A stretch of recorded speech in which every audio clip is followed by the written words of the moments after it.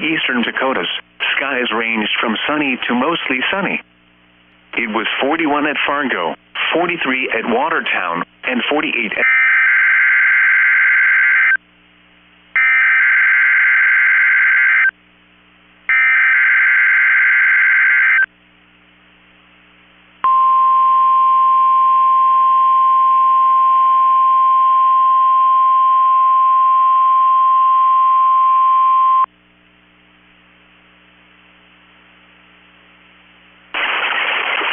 The National Weather Service in Chanhassen, Minnesota has just activated the warning alarm on 13 weather radio stations across central and southern Minnesota and west central Wisconsin.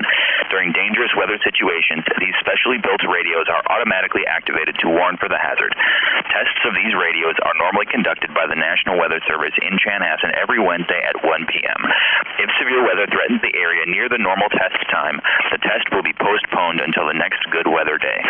The warning alarm will be activated for selected watches, warnings, and statements affecting central and southern Minnesota and west central Wisconsin. This concludes the test of the warning system. We now return to normal programming.